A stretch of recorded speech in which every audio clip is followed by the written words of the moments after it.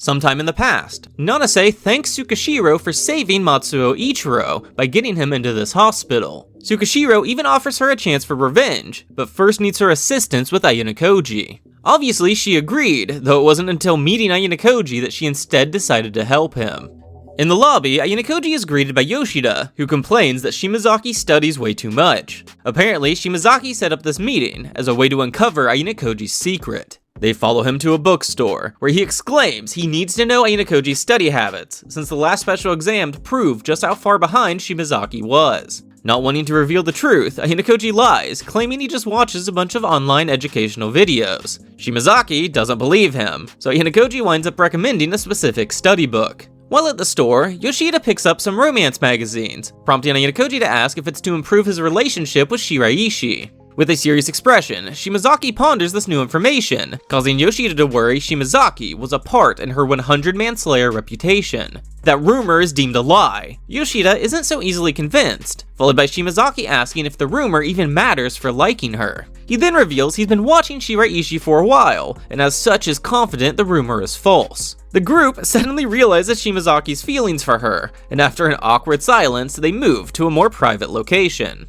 Ayanokoji finds it odd that he didn't hear about the 100-man slayer rumor before transferring. Shimazaki's theory is that Nishikawa has feelings for Shiraishi, and started that rumor to keep boys away. Okay, how would that benefit Shiraishi? Well, it's always possible she's more into girls. Panicking, Yoshida stutters, but is reminded that none of this is proven, and Shimazaki even encourages him to seek the truth himself. As a rival in love, why would he do that? Well, Shimazaki is hoping that if he helps Yoshida, then Ayanokoji will be more willing to give up his studying secrets. But once again, Ayanokoji lies. A few moments later, with Shimazaki gone, the conversation continues until Ayanokoji openly admits he's never been in love. Wait, didn't he date Karuizawa? And Yoshida asks if there's anyone he likes now. Of course, Ayanokoji has no such person.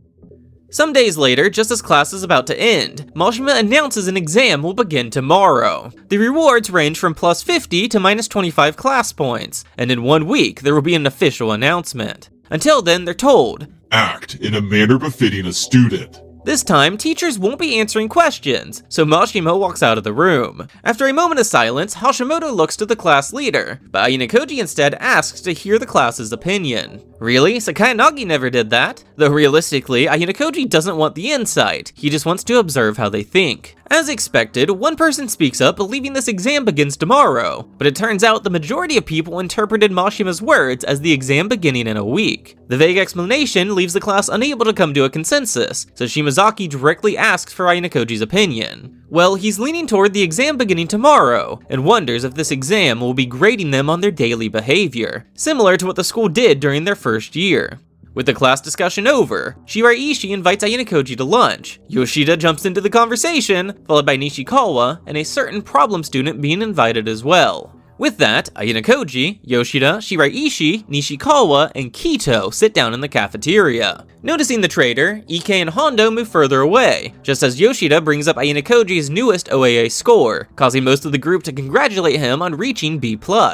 Noticing Kito remained silent, Shiraishi asked for his opinion, but apparently he doesn't care about people's grades. However, he is curious why Ayanokoji hid his abilities for 2 years, and why he's chosen now as the time to reveal them. Ayanokoji claims he simply doesn't like standing out, and that he didn't care about graduating from Class A. Oh, if that's true, then what changed his mind? And is told it was Hashimoto asking him to become their class leader. Plus, he does like the idea of building up a struggling class. Yoshida and Shiraishi both trust Ayanokoji's story, causing Nishikawa to wonder if Shiraishi likes Ayanokoji's results, or maybe just his personality. Though Nishikawa does admit that Ayanokoji has earned at least a bit of trust. Lightening the mood, Shiraishi suggests they should take turns reintroducing themselves. Kito abruptly leaves the table. You know, Ayanokoji was hoping to stop by the library today, but the announcement of the exam has kinda ruined that.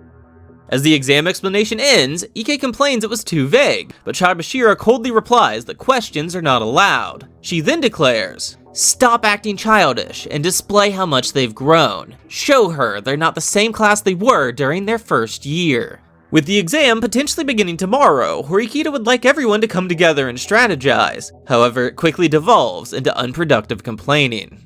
After school, they hold a formal meeting, but of course Koenji doesn't stay. Asking Hirata to temporarily take the lead, Horikita gives chase, wanting him to return. You know, their previous deal stated he can do whatever he wants. Horikita agrees, then explains that the class needs to unify in order to remain as Class A. Oh, is her leadership so bad that a single person can cause everything to fall apart? Well, I guess it's true. They did only reach Class A thanks to Ayanokoji. Our class leader tries to argue otherwise, but can't bring herself to truly disagree. Even so, they can't just give up, and Koenji encourages her to act as she pleases. Changing tactics, she wonders if he's truly okay with falling out of Class A. With a serious tone, Koenji deems her the same as the others, and warns that attempting to manipulate him will only result in him becoming her enemy. Over in the student council office, our president prepares to mediate a disagreement turned into fight between two first years. The accused boys arrive, and it's easy to see they are both battered and bruised, but the Class 1D student definitely got the worst of it. Nanase asks if they know why they're here, and the room erupts with each boy blaming the other. Actually, they don't think this has anything to do with the student council, or some random two girls. If that's so, then they're free to leave and both be punished, but one boy wonders why the president hasn't said anything. With the room finally growing silent, Horikita orders them to speak one at a time, and as expected, their stories contradict each other. The only constant is that the Class A student referred to the Class D student as defective. Looking at their injuries, it's obvious the Class A student had the upper hand, so why didn't he stop fighting? He exclaims that he didn't even hit the Class D student that hard. Horikita urges him to elaborate on that, but the boys glance at each other before refusing to explain anything further. Once they're gone, Nanase mentions it's odd they're both accepting punishment, especially after that slip of the tongue. Not to mention, the Class D boy with worse injuries is still claiming he won the fight. Maybe they need to think about this differently. What if a third person was involved and the boys lost a 2 versus 1 fight? If so, why wouldn't they just blame the third person? Well, what if that third person was a girl? At 6 p.m., Horikita meets with Karuizawa. They begin by discussing the exam, but eventually Karuizawa reveals that she believes Ayanokoji and Ichinose have made an alliance. Okay, but this exam is a free-for-all, so an alliance may not be beneficial. True, but even so, Karuizawa is confident it won't hold Ayanokoji back either, as he can definitely win without Ichinose's help.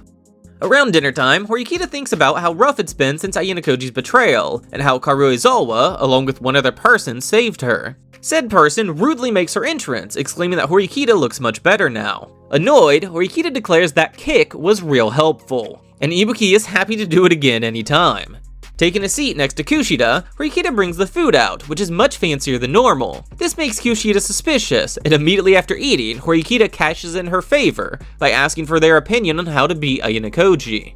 Wait, isn't Ibuki too stupid for this conversation? Earning Kushida threats of violence. Well, Horikita was hoping that Ibuki might be able to help in some unexpected way, followed by Ibuki pointing out that they don't even know the source of Ayanokoji's strength. Actually, they don't know anything about his past at all. It turns out Horikita briefly spoke to his father during the parent-teacher meetings, but he seemed perfectly normal. Ibuki recalls that Yagami seemed to know about Ayanokoji, and Horikita remembers Yagami being close with Amasawa. Wait, didn't Kushida at one point claim Yagami went to their middle school? Yep, but turns out that was a lie that Yagami blackmailed her into going along with. Guess their best course of action is to speak with Amasawa, but Kushida nor Ibuki are willing to help. With Ibuki gone, Kushida freely asks how they're going to win against Ayanokoji. It's true, the situation is rough, but the class needs to believe it's possible or else they're doomed to fail. Unexpectedly, Kushida offers to help strategize in the future. Horikita thanks her for the support, but is told she just enjoys acting the good girl. It's while cleaning up that Horikita suddenly realizes this exam is just like the first year, when they previously lost all their class points. Angrily opening the door, Sudo relaxes upon seeing Horikita. Onodera's voice is heard inside, followed by Sudo frantically explaining they're just studying. Wasting no time, Horikita reveals her theory about how Chabashira's cold demeanor and phrasing show her they're not the same class they were during their first year, were hints to this exam's true nature. Oh wow, that makes total sense, and Sudo promises to help keep Ike in line. Now, the real reason Horikita has come tonight is to ask Sudo to accompany her to the problem student's dorm. Numerous strong knocks finally gets Koenji's attention, so Horikita promises to make it worth his time. Stepping inside, Sudo is congratulated as the first man to ever enter this room. Horikita then offers to pay 200,000 private points for Koenji to simply behave for the next week. Apparently, Koenji had already deduced the true nature of this exam, and he's happy to cooperate, for 500,000 private points. Isn't that a bit much? But then again, it will be rough for Koenji to not look at his hand mirror during class. Horikita agrees to 500,000 private points, and with the deal done, Koenji politely asks them to leave. That is, unless Horikita girl would prefer to stay the night. She's instantly drug away. The following morning, Ayanokoji steps out of the elevator with Hiyori, though he's struggling to start a conversation. They're interrupted, forcing Hiyori away, but that's alright since Ayanokoji can go see her in the library later. They're joined by Shiraishi and Morishita as they discuss the exam directions Ayanokoji texted their class this morning. Two Class B students then force their way into the group, halting any further strategizing.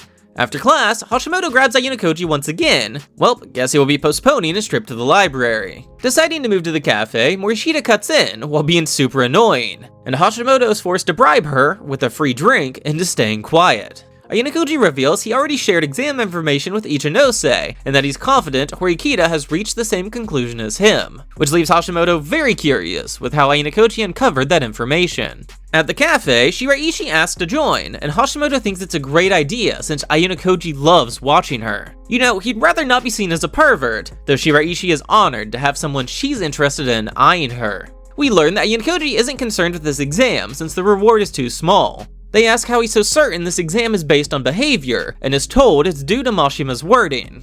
Act in a manner befitting a student. When you cross-reference that with Hoshinomiya saying, "You all will be fine as you normally are," and Chabashira saying, "Show her they're not the same class they were during their first year," the exam objective becomes clear. Ayanokoji refuses to say how he gained all that info, and he's more concerned with the next special exam, which is likely to be a big one with expulsions. Isn't those types of exams rare? Morishita points out that third-year expulsion rates have always been way higher. Hold up, the deal was she couldn't talk. Fine, Morishita gives the drink back, but it's already empty.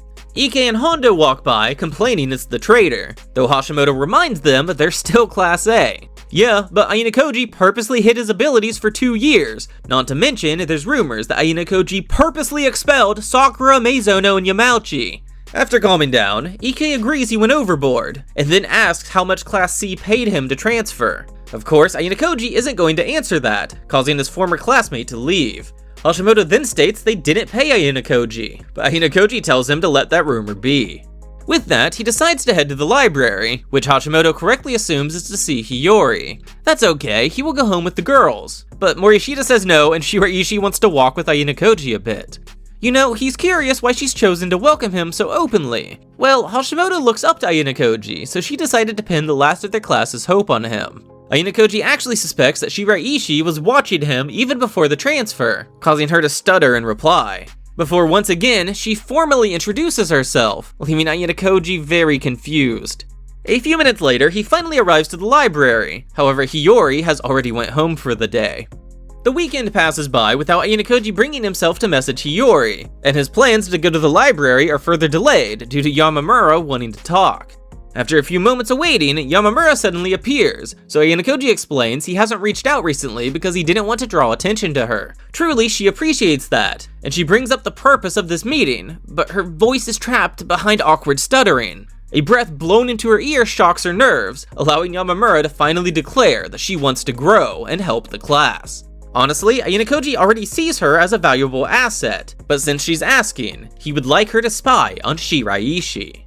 The person approaching states it looks like Miki has earned Ayanokoji's trust. Morishita snaps at him for using Yamamura's first name. Come on, why is she always so cold? And Hashimoto's reminded that trust is easily lost and hard to rebuild. Harsh, but Miki will surely back him up. Yamamura has vanished.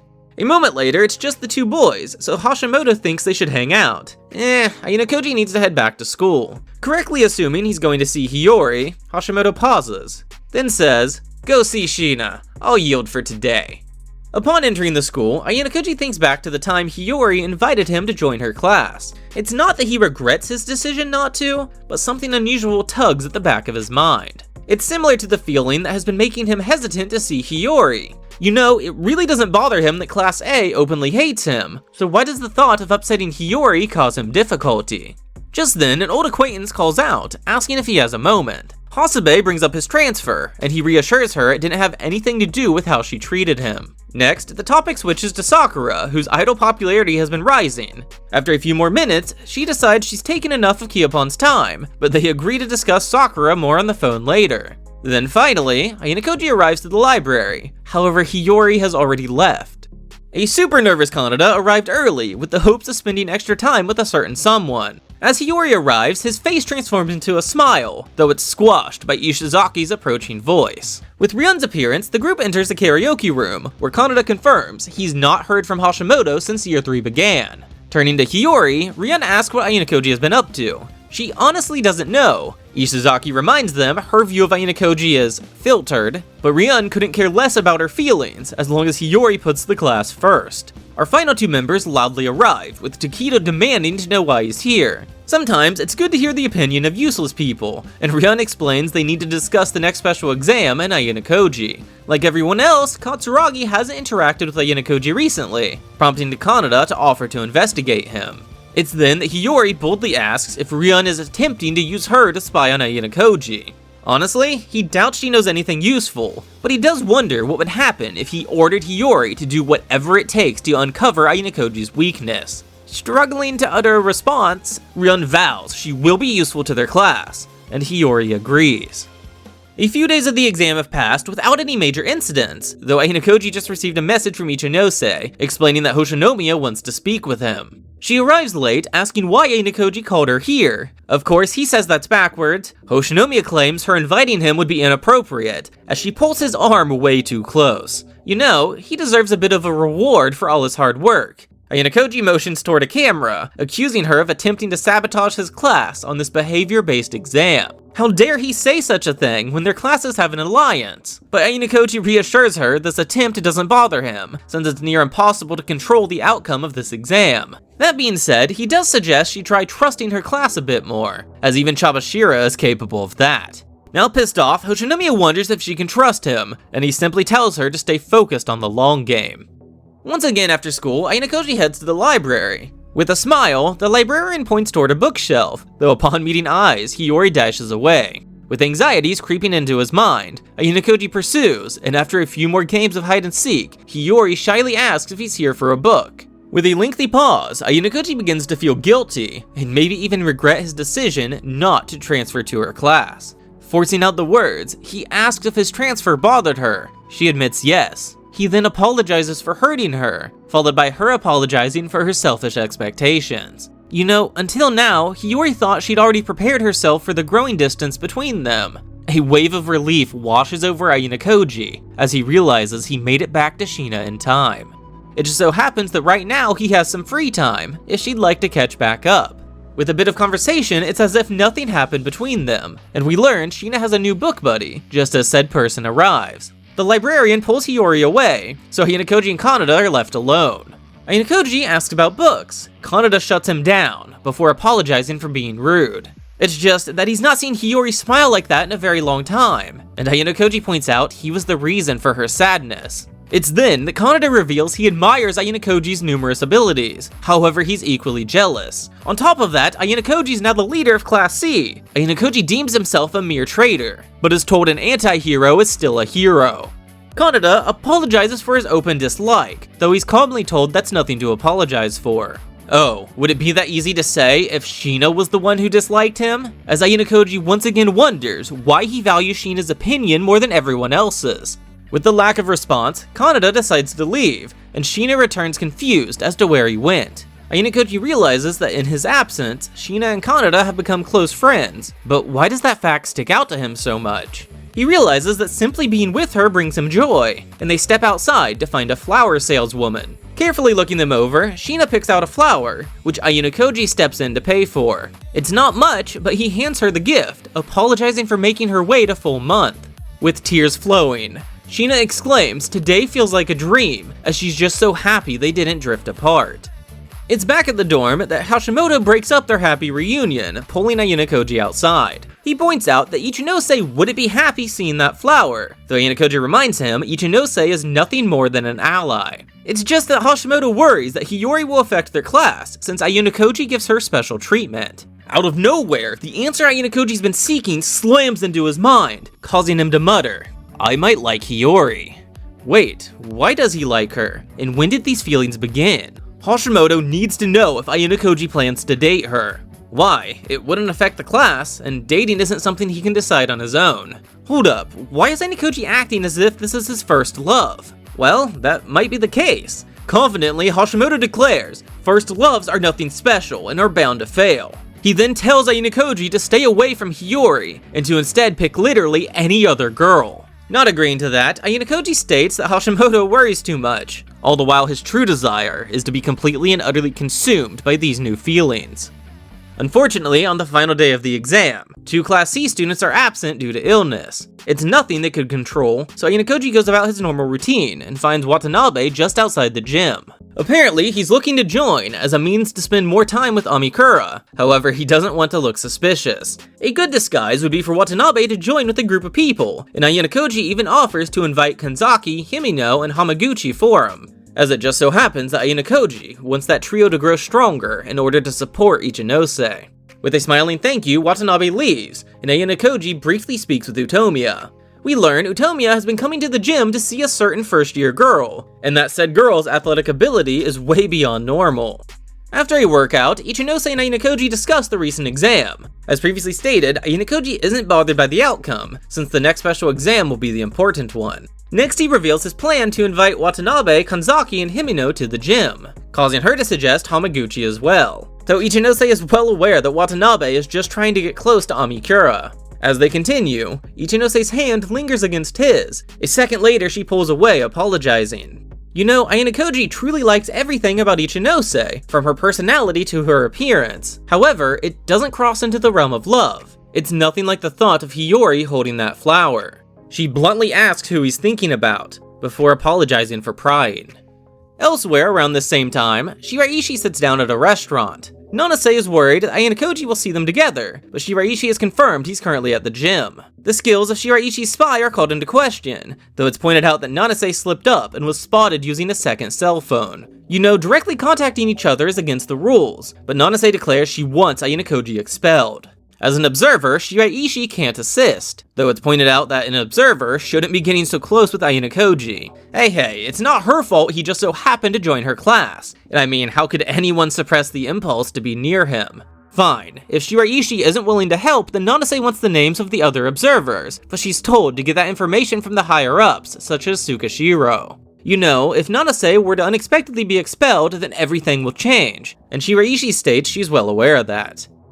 Sometime later, Horikita meets up with Karuizawa, where they further discuss Ayanokoji. Arriving to the mall, Horikita reveals they've come today to spy on Amasawa. She seems to be a loner just like Ayanokoji, and they follow Amasawa a while without any major discoveries. An unknown number then messages Horikita, asking her to come to the student council office right away. Leaving Karuizawa behind, Horikita heads to the school, but doesn't see anyone around. It's while walking away that the voice calls out to her. Turning, Horikita asks if Class 2A Ishigami is the one who messaged her, and he doesn't deny it. Ishigami is aware Horikita has been investigating Amasawa, and she doesn't deny it. He's concerned that the student council president investigating his class might cause issues, and after a bit of back and forth, Horikita reveals she's looking into Amasawa as a potential connection to Ayanokoji's past. Asking Ms. President to finish her investigation quickly, Ishigami admits to knowing a person who's aware of Ayanokoji's past. However, he doesn't want this information traced back to him. Horikita promises to keep it a secret, and is shocked to hear that Nanase knows about Ayanokoji's past. Honestly, she finds this hard to believe, though Ishigami declares Nanase has been lying to her, or then again, maybe he's wrong. If possible, Horikita wants Ishigami to investigate Nanase. Nope, he refuses, as Nanase already doesn't like him. Horikita then wonders how much she can really trust him. Suddenly, Ishigami agrees to look into Nanase, Amasawa, or any other connection he can find to Ayanokoji.